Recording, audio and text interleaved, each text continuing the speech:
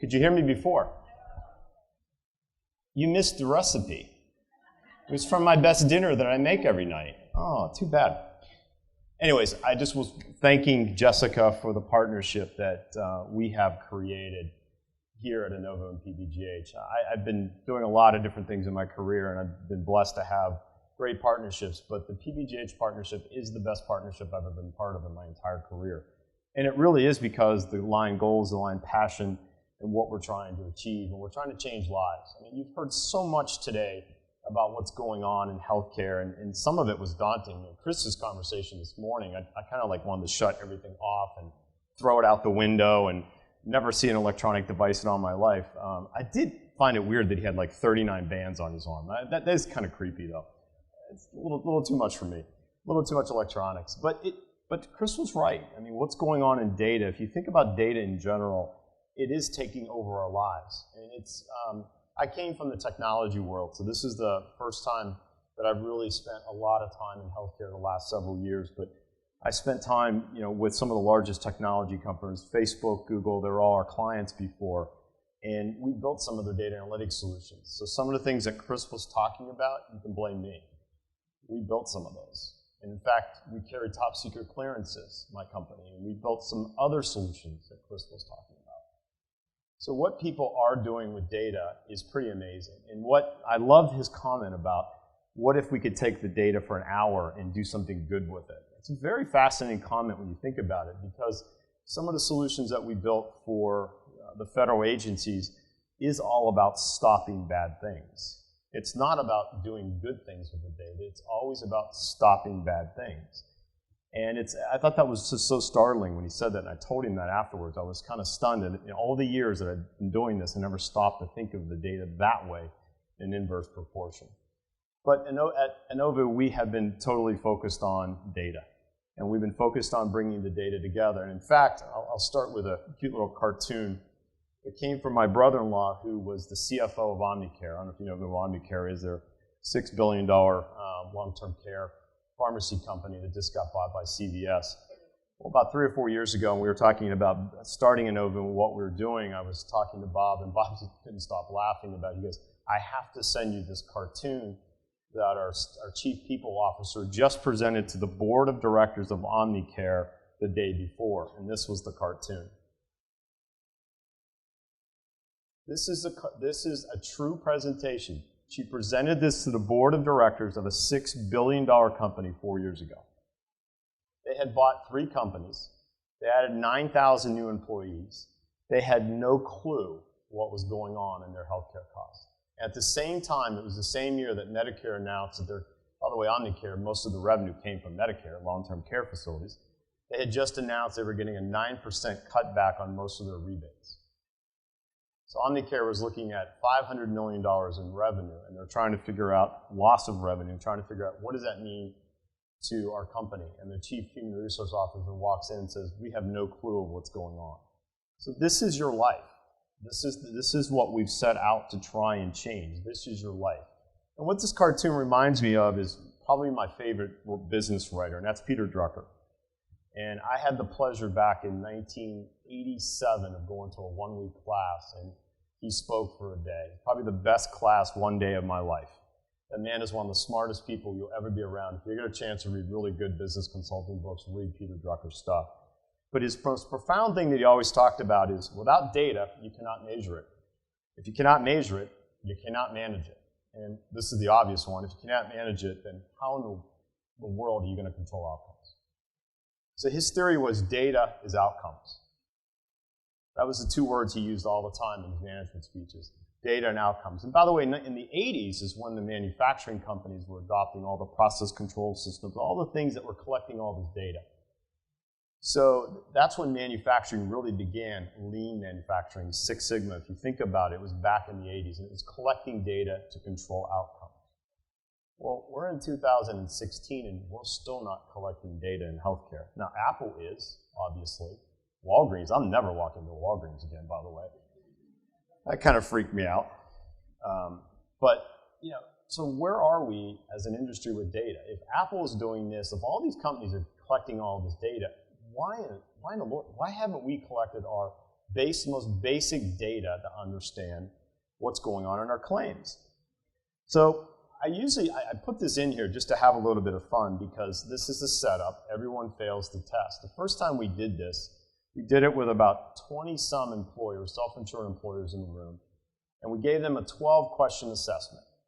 Yes or no answers. Very quickly, they had 3 minutes to fill it out, pass it to the right.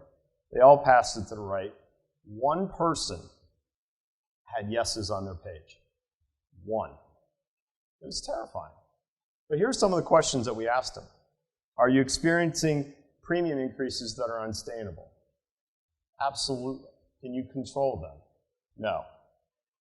Are you confident you have the right data to look forward? And this is a great line that my father used to use for me all the time. He used to say, son, he said, they make the rearview mirror small intentionally. It's the windshield you need to be looking at. That's one of the best lines that my father ever taught me. He said, you need to be looking forward. You're not looking back. You look back very rarely. So my question to you is, do you have the right data to look forward? My guess is probably not, at least at what I've seen and what our customers have today. And this is probably the most loaded question. Are you routinely interrogating your raw benefits data? Are you looking at the data for what's going on in the data? Is the data accurate? I will tell you that the data that we are now integrating together is the most filthy data I've ever seen in my life. I mean, the stuff that we saw from the federal government, and they were worried about cleansing it and integrating it, was a walk in a park to some of the issues that we're now seeing in some of the healthcare data. And it's the most hilarious things. You finally set up a feed with a national carrier, everything's working, 2 months later the data starts coming, it's all wrong again. They changed it. Oh, we've got to tell you. So we've built automation in to automate all of these processes. So when I ask you, are you interrogating your raw data benefits? Probably the answer is no, unless you're working for us. Because we are truly interrogating that data. And David Chase stole my last one, and I have many more of them. I'm only going to go through 4 of them. Is your benefits data important to ERISA? And this is something I totally did not understand a few years ago until I sat down with a very wise man named Bob Sindrich. Bob is a former federal judge here in Western PA. He was chief counsel of UPMC for 8 or 9 years, and he's been an advisor to our company since day one. Bob is a very wise guy, and we sat down, we started talking about collecting and integrating this data. And we finished the conversation, and Bob, by the way, is a very formidable ERISA lawyer. And he said, you didn't ask me about ERISA. And I said, well, I figured Bob would get there. And he goes, you're missing the most important conversation to have with a client in the next 5 years. I said, what's that? And he goes, are you familiar with all the 401k lawsuits? I said, absolutely. I said, there's just thousands of lawsuits going on. In fact, one of the largest one is a $1.5 billion lawsuit against Intel and their 401k advisors. And the way it's going, looks like they're going to lose. Because their administrative fees, everything were too high, the returns, you can imagine. 2008, financial crisis, gee, why didn't you know the financial crisis was going to happen? I lost money in my 401k. And they're going to lose this, most likely. They've already lost one of the appeals. They're going to owe $1.5 billion in a 401k fund. But Bob's point was this. He goes, think about how much money people are not putting in their 401k plan. By the way, the national statistics are 48% of the people can retire at age 67 if they do a reverse mortgage. It's 24% if they don't. That's terrifying. So Bob's point was, no one's putting any money in their 401k and they're suing for billions of dollars. He said, you now just went to high deductible health plans, and employees are going out and spending all their money where they weren't before on an MRI. He used this example exactly. He said, if you've got to go spend $3,000 on an MRI, and you could have got it for $500, but your employer didn't tell you that, who's liable? It's a very interesting question. His point was the employers, this is going to fall right into the laps of the employers. And by the way, if you're familiar with their ERISA laws, who is the fiduciary, the individual people in this room that are ahead of your self-insured plan? Because when you get sued on the ERISA side for 401k, they're suing the individuals as well as the company. It's pretty terrifying. So David is right on. Keep watching this. This is the next landslide that's going to profoundly change healthcare. Because the amount of money people are spending themselves, they're going to start, the attorneys are going to figure out it's mismanagement. So Bob's point to me was, Pat, the most important thing you're going to be able to do in the next 5 years is get the data, get it under control, and give people the information to make more informed decisions.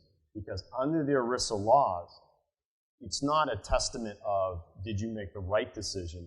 Did you have the information to make a decision? If you really boil down the law, I'm not a lawyer, but if you really boil it down, it's boiling it down to, are you looking at data to make a decision? You're all going to make wrong decisions. That's life. So his point was very clear. This data is going to become one of the most powerful tools that an employer has to defend themselves against these types of lawsuits, because they're trying to make the best decisions they can for their employees with healthcare. So think about that.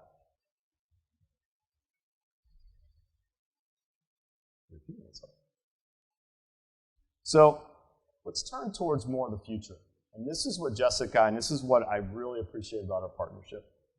I want to walk you through an imagination example, and I think this is pretty powerful.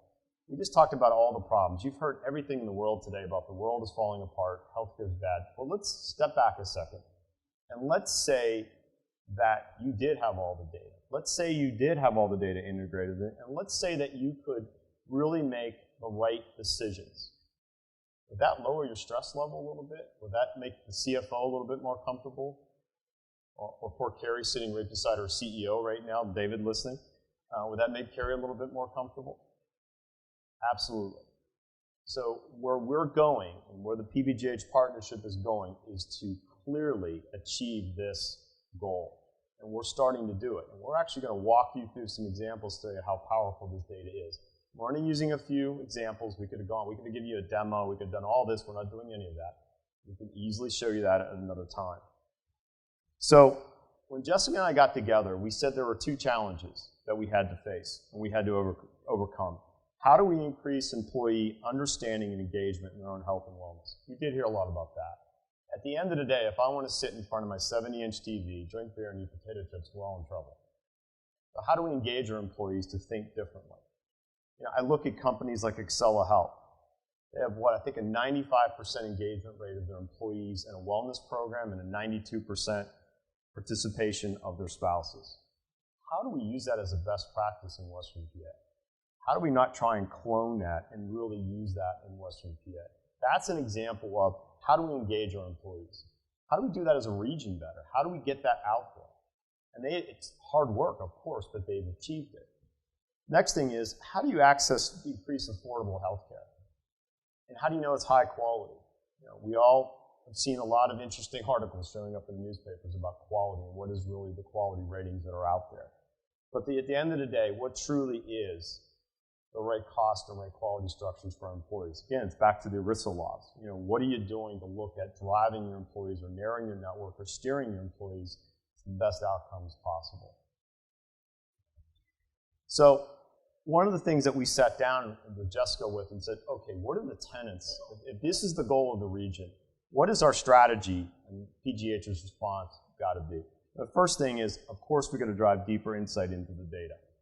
And we have to have national data. One of the confusions that we had last year when we announced this partnership, and we clearly were the fault of the confusion of, I think a lot of people thought we were just talking about collecting regional data. We have 81 million lives of national data in our database. We have an incredibly relevant database. And now we're growing millions of lives of much, much more richer data here in Western PA. But we have 81 million lives across the United States. We can benchmark, we can look at national statistics very easily. So that was a key point that we worked on with Jessica. And then how do we engage the employee populations? This is, I think, what you're going to start seeing PBGH and its strategy along with its partners in the coming months and years. What is this data telling us? What do we do with this? And what are the programs that PBGH, working with the Allegheny Conference or other organizations, can put together to really engage our employees differently? How can we attack this collectively as a community versus individually as employees? And then real true cost data. You know, if you're a client of ours, you know for sure that you can see the cost data clearly. You know exactly how much an MRI procedure is at all the different locations your employees are going to. You know, we've done mammography studies, countless studies we've done for our employees so they can understand what is the price variability, so they can look at steering their employees to a high quality, lower cost location. Again, driving better outcomes. And the last thing is an impactful community. And we've had a lot of conference. To Jessica's credit, the Allegheny Conference has really come alive. And the CEOs of the Healthcare Competitiveness Committee, between the conversations that she and I have had, started by Jessica, around really where do we need to go as a region. You know, with the conference partnering now with the PBGH and us working together, you can make a lot more progress together than you can alone. So I'm going to tell you a little about a couple of learnings that we had along the last 12 months, which I think will be important as you understand we go through this example. When we talked last year about announcing the strategy, we were talking about the aggregation of data and the value of that. Well, a lot of people in the room were like, that's nice, but that doesn't really mean a lot to me. So one of the first learnings were, really the reality is that what PBGH wants to look at the data at times is very different than you as an employer want to look at. We're going to show you examples of looking at data as an employer and then as PBGH, both, because it's the same data. The great news is we don't collect any more data, we have the data. It's how we organize it, analyze it, and present it back. So we have the ability now to drive special analysis for PBGH or conference or any regional group that really wants to understand with Jessica what's going on. And of course, we have the deep analysis to take that and drive it with your individual organization.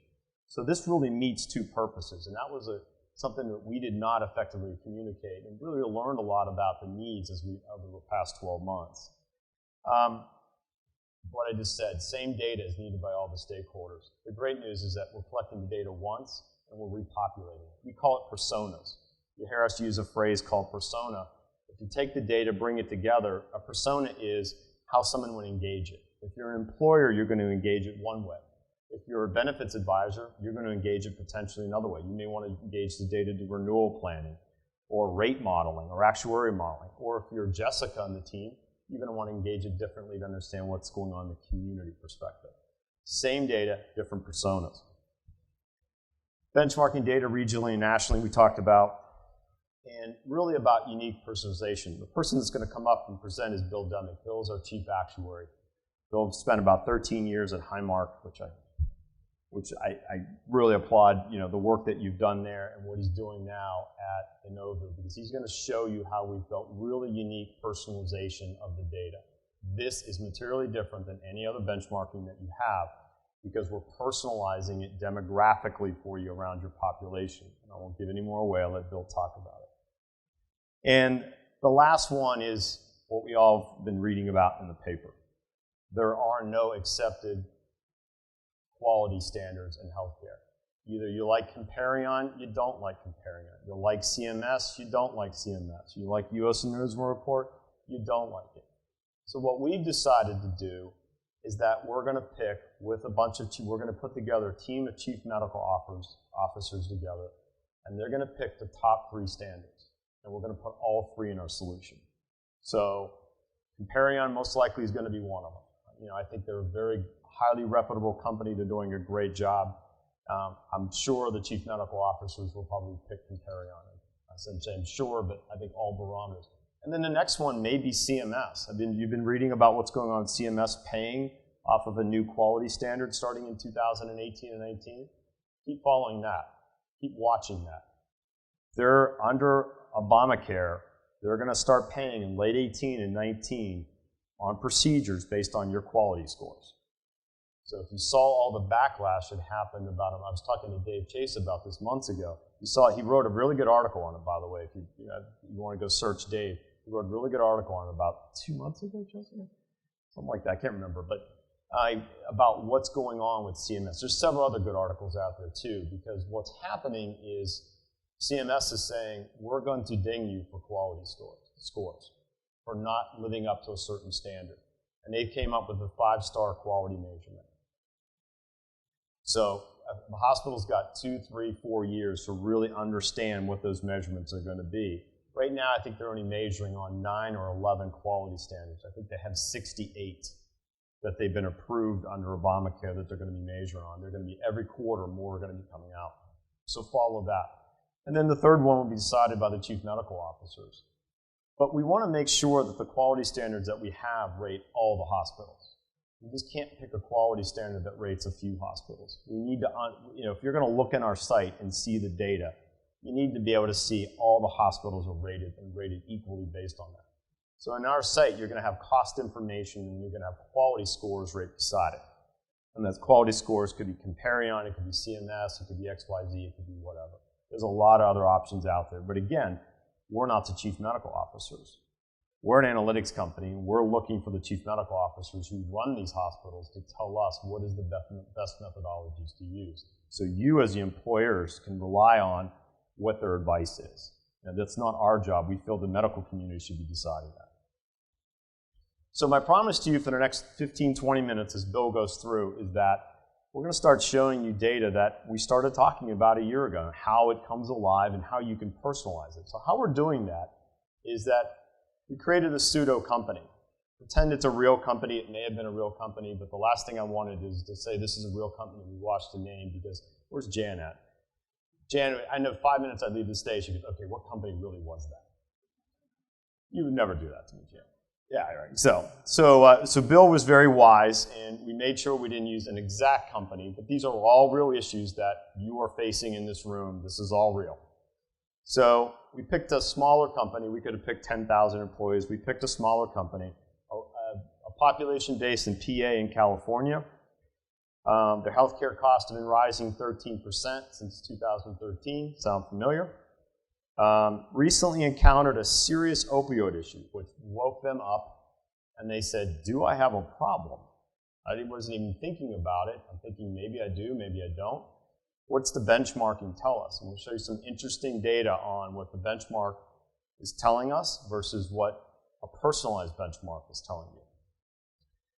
And then we're going to really show you where real indicators of concern. And by the way, we're going to end with, of course, everyone wants to talk about what's going on with the EpiPens.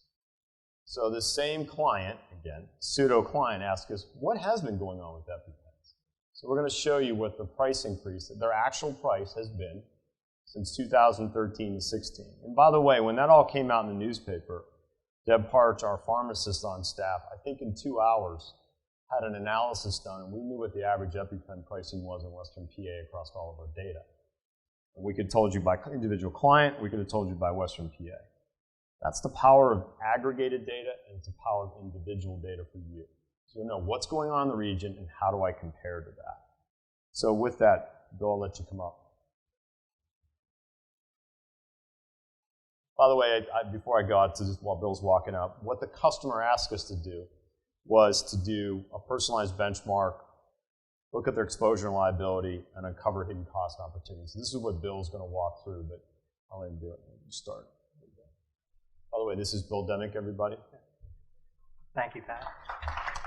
I asked them to play Rocky for you, but they didn't do it. So. Well, I appreciate that. I mean, nothing wakes everyone up like listening to an actuary after a big lunch. So, thanks to all of you for sticking with us. So I'll try not to make it too painful. I am, as Pat said, going to walk through some of these examples. For those of you who are already Group Lens subscribers, this same analysis customized to your population and experience has been delivered to you through the Innovu My Files application. If your data is still in transit from your vendors, the analysis will be completed as soon as we have the data in-house and validated for you. So as Pat said, for the purpose of this presentation, we did synthesize this company so that no one was picking it out and saying, oh, I know who that is. But as he said, these are all, this is from real data and this is real experience. And what we're going to show you is really how, we can use the power of the data that we have in Group Lens and the analytics that we layer on top of it to help you, to deliver the valuable programs that you want to deliver in a fiscally responsible way, more effectively and more efficiently. So specifically, we'll be talking about regional and national benchmarking. We'll be talking about the importance of using timely data for this analysis. And then also, as Pat alluded to, the need for customized benchmarking. And you'll see more about that when we get into the opioid example. So as Pat said, this particular employer, 529 employees, and a workforce that's split between Pennsylvania and California. And also demographically, their population skews a little younger and has a relatively high proportion of females. So remember that, because it will come into play later. All right, so our first example deals with something we can all relate to, which is benefit design decisions. Okay, our sample employer has a renewal coming up, and they're trying to decide if they want to make changes to their plan, and they're also trying to decide. They currently have a single plan that spans both Pennsylvania and California, and they're trying to decide if that's really appropriate or if they need to think about having differentiated plans in the two regions. And we're going to talk about how they go through that decision-making process and how they decide what makes sense. So the first stop is to look in Group Lens and look at the plan design benchmarking page that we have. Now, this shows for participating employers in Group Lens combinations of deductible and coinsurance levels, copay levels, and other plan provisions. So when the employer comes in, they can see, okay, how does my plan stack up from a strictly provision standpoint to those plans that are prevalent in my market. Now, for our sample company here, their plan is fairly comparable to the ones that are common here. So, they feel like, okay, at least in the Pennsylvania market, we're in pretty good shape. Not too rich, not too stingy. So far, so good.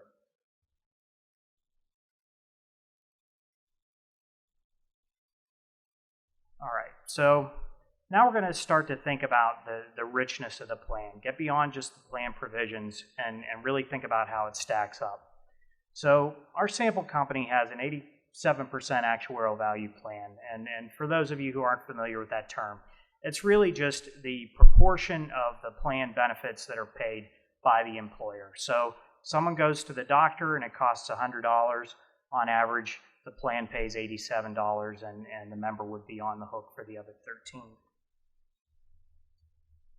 So the first observation here, and this is something that we all know, is that richer benefits will attract more dependents, right? If you have a nice, rich plan, you're going to get more spouses, you're going to get more dependent children. Everyone knows that. So we conducted a study because we were just curious about how pronounced this effect would be. So after controlling for employee contributions and things like that, what we found was that an employer that is 5% richer than the average in their market is carrying an additional 30 members for every 100 eligible employees. Okay?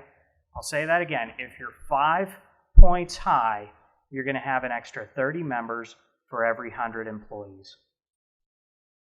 All right. So our employer, realized that they were okay in Pennsylvania. They're concerned about the California plan. And this, as Pat said, was one of the early learnings as we were working with Jessica and her team to develop Group Lens, that, hey, this can't just be about Pittsburgh, because our employers have people all over the place. We need to be able to play nationally. So, we worked closely with Truven.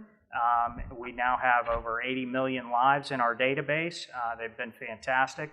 And we now have the ability to benchmark all over the country. So to assess the benefit richness and to decide if it's really appropriate for this company, we developed paid to allowed ratios, which are sort of empirical actuarial values, right? How much you're paying versus how much the docs are getting for every state in the union. And what you'll see here is that Pennsylvania is running about 87.2%. So our 87% actuarial value plan is pretty normal in Pennsylvania. But if you look way out west there at California, you'll see that the average plan is really running a little over 80% actuarial value. So they're much less rich on average. Well, what does that mean for our plan? If our plan is at 87%, and the average is at 80, what that means, thinking back to the extra members, is that our plan is likely carrying an extra 25% of membership relative to what it would have if its benefits were comparable to the other employers in the region. Okay? Now, let's think about that for a minute, because an argument could be made, hey, we want to be benevolent employer, and we're happy to cover all the spouses and children. But think about who's really benefiting, right? Because all those additional spouses and children that are hopping on the plan out in California, what's really happening there is that the spouses are choosing not to take their own employer's coverage, but to take your coverage, right? So you're not giving a benefit to that spouse that they wouldn't already have. What you're doing is removing that cost from the spouse's employer, okay? So you're spending your benefit dollars, your finite resources, to help the companies who have employees who happen to be married to your employees. And, is that really the best thing that we can think of to do with our money? I'm sure we all have better ideas, and if you don't,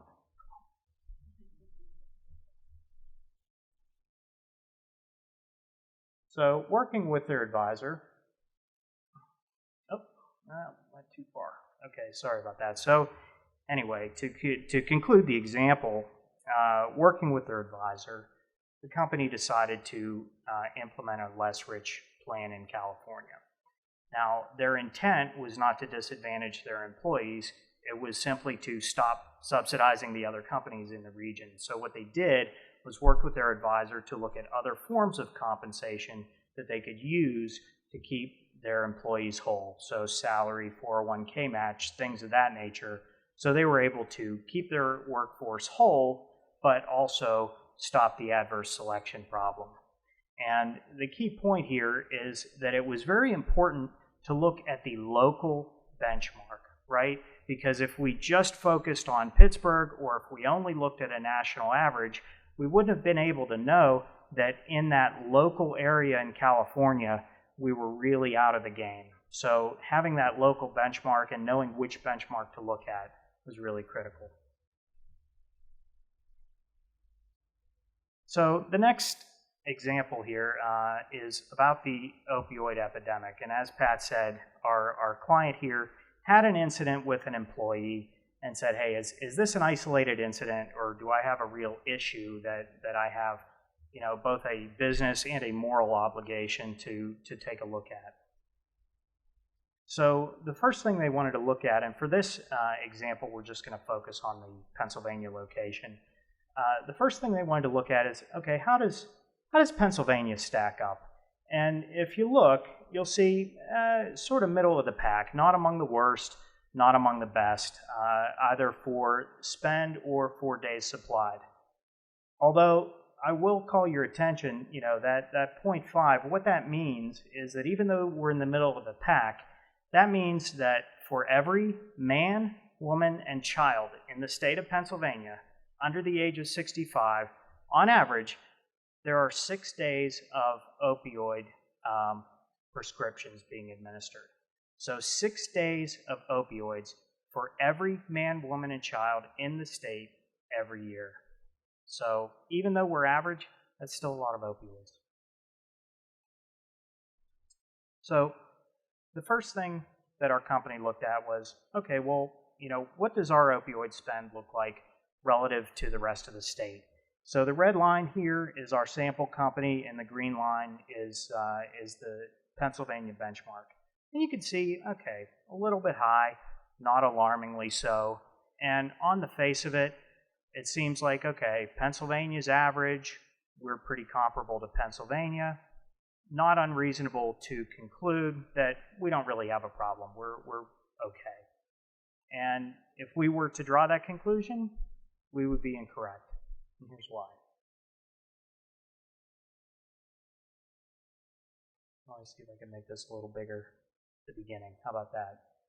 So, as Pat described, Innovu has developed a methodology for creating customized benchmarks. And what we mean by that is that we use this vast data set of ours to actually synthesize what we call virtual peers for your company. So we look at the size and demographic composition of your company, and we mine that database to randomly select cohorts of people that exactly match your company in size and demographics. And we do that 1,000 times, okay? So if you're a tiny little company, we're not going to be comparing you to great big companies. And if you're a manufacturing company, we're not going to compare you to a school. What we're going to do is say, okay, if we had 1,000 companies that looked just like your company, how would they perform? And that's what we did for our sample company here. And what you can see is that the average for a company like ours, which recall skews young and has a higher proportion of females, we would expect that company to actually have a much lower opioid spend than the state average. So the conclusion we reach here is, even though we're at the state average, that should not be the expectation for our company, because our company is younger and has a greater proportion of females. What this is telling us is, what should we really be expecting for a company that looks just like ours? So this tells us we have a problem, and now we need to figure out what it is, right? Because if we're spending too much, then it's either price or utilization or some combination of the two. And we can get to the bottom of that using group lens. So this next one shows the cost per day supplied, the pricing. Okay, and you'll see our company is maybe a little high, but not nearly enough to justify the huge gap in spend that we saw on an aggregate basis. So our hypothesis at this point is that we have a utilization problem. But we don't need to take that on faith, because we also have a custom benchmark for utilization. And you can see, again, that red mark, that red line is our company. The blue line is where we should expect a company that looks like ours to be in terms of days supply for opioids. So at this point, we have identified a problem that a traditional benchmark would have overlooked. We've drilled into the problem to figure out exactly what's going wrong, and now we can begin to think about interventions and how we're going to address that root issue. The third and last example we have, as Pat alluded to, is to do with the EpiPen issue that we're also painfully aware of. We were able to mine the data for our sample company. We found that they had 7 adult EpiPen users and 4 children on EpiPen. And over the course of the last 4 years, the price has more than doubled, both for the adult doses and the children's doses. I believe it's, 113%? 113 and 103 for an EpiPen Junior. So it was, first of all, immediately gratifying to be able to read about that in the Post-Gazette in the morning and pull it out of our data in the afternoon. By the same token, there's only so much value to validating something that you've already been told. I mean, it's great to go in and see it and say, yeah, okay, great, we see it. The power of Group Lens is the timeliness of our data. We're consuming data on a monthly basis or sometimes on a weekly basis. And what that's going to allow us to do with the PBGH is to monitor all of that data and to catch the next EpiPen as it's happening. We're not going to learn about it a year or two after the fact when it shows up in the Post-Gazette. We're going to see these things emerging in real time while there's still time to do something about it and before the expenditures have gotten out of control. It was interesting that it's hard to see the numbers. The price from 2013 was about a 187. I think it was a 383, 384. So even though the media was reporting $600, $700, that wasn't true. The price based upon the program, the PBM that this sample company had. And we looked across pretty much all of the PBMs and all the integrated benefits, and pricing was relatively the same. There were some deviations, but so the people that are paying $600 or $700 are the people that don't have health care. Right. I mean, that's the scary part about what's going on. But we were able to modify, and for many other clients, give them some comfort level that You know, that is, when you think about it, $700 for an EpiPen, and I think what I read it's $1 for the epinephrine. So that's a pretty good margin on that product. But as Bill said, I think the key thing and what our pharmacy team is looking at now is how do we set smart analytics? And the more you'll learn about us, the more you realize everything that we do is around programming our data tools that as we're loading the data to find things. We want the data and the tools to say, look here. Because what we've been doing about the rear view mirror is looking in the back trying to find things. We're building a platform that's looking through the windshield that's finding the data now. It's alerting you now. It's telling you what's going on. And many of our clients are starting to experience this.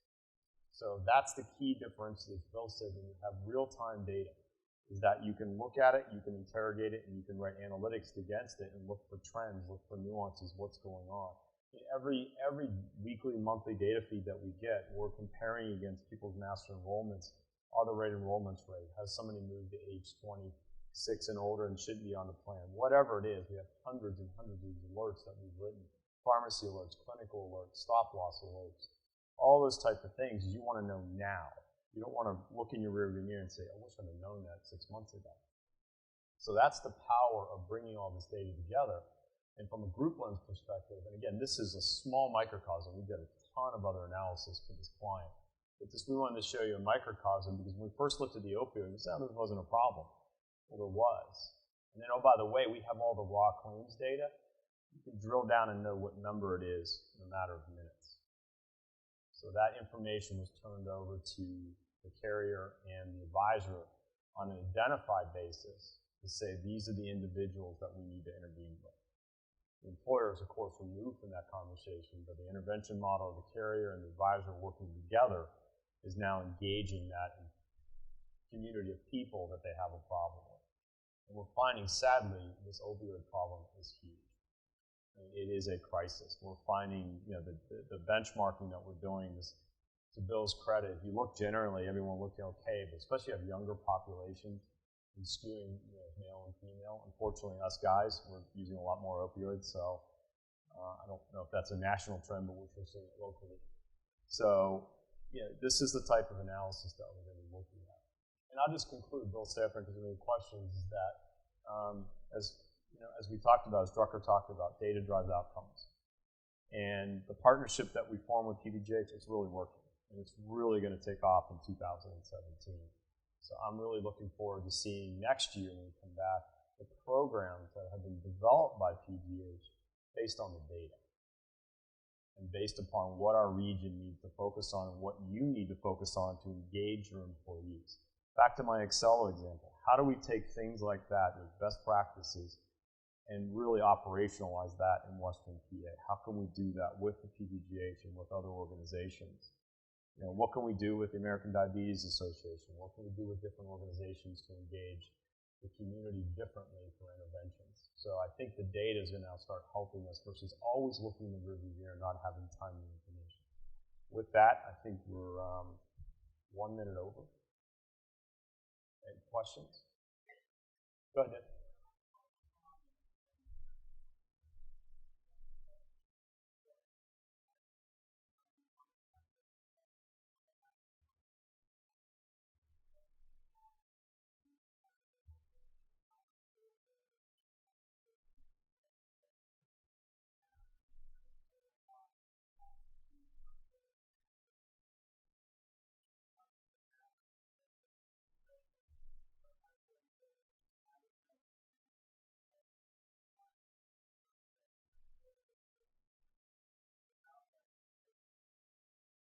Thanks, David. Appreciate that.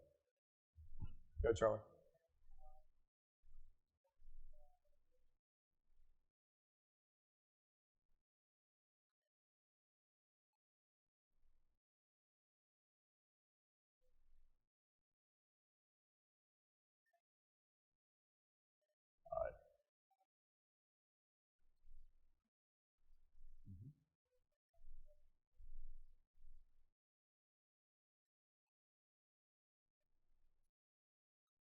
And Charlie, that's one of the things working with Jessica and her team and the carriers is that developing these intervention models.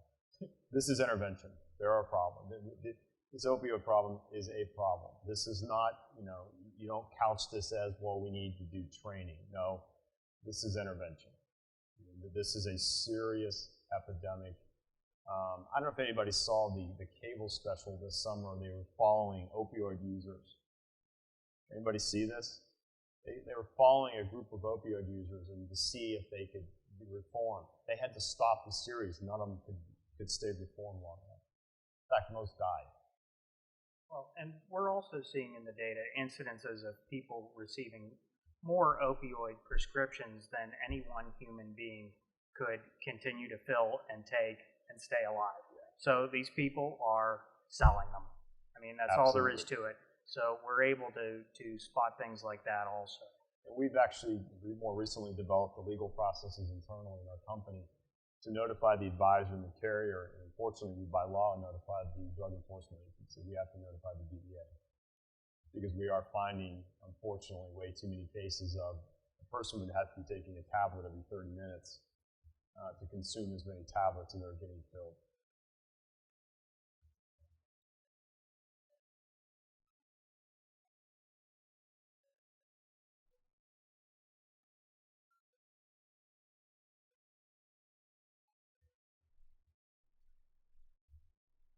Charlie, great point, Charlie. There's a great study that came out in California with actually the Pacific Business Group on health. I can get you the copy of it, and they did exactly that. What they did is they completely modified the PBM plans, and it's if you're so many scripts, you're immediately on case management. There's your intervention model, and it was a collective effort of Los Angeles, San Diego, San Francisco, I think Santa Barbara. There was 5 very large MSAs that got together and completely rewrote their PBM plans because it was such a crisis. Yeah.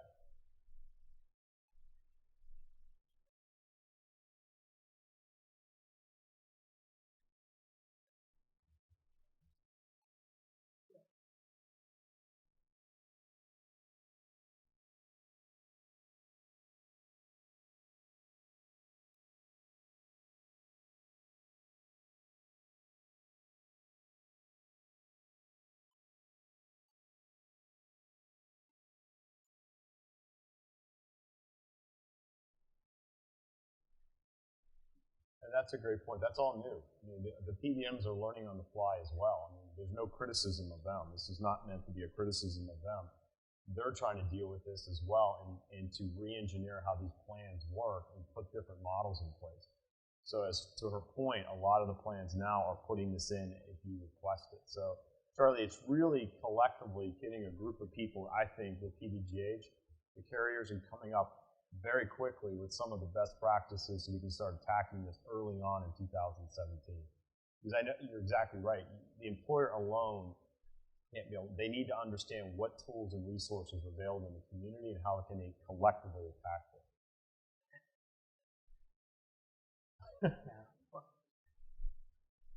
Well, and to Pat's point of just how sticky these things are, primitive solutions won't solve it, right? Because even if you do crank down with your PBMs, which I think is a best practice, but do people then start to migrate toward illicit drugs?